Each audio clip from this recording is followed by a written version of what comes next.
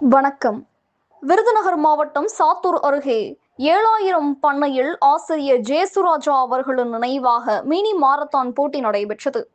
விருதுநகர் மாவட்டம் சாத்தூர் அருகே 7000 பண்ணையில் உள்ள நாடார் மகமை மேல்நிலைப் பள்ளியில் குழந்தை பருவ புற்றுநோய் விழிப்புணர்வு ஏற்படுத்தும் வகையில் ஆசிரியர் ஜேசுராஜ் அவர்களின் குடும்பத்தார் சார்பில் 2ஆம் ஆண்டு மினி மாரத்தான் போட்டி 16 வயதிற்குட்பட்ட மாணவர்களுக்கு 1500 மாணவியர்களுக்கு 3000 மீட்டர் போட்டியும் நடத்தப்பட்டது.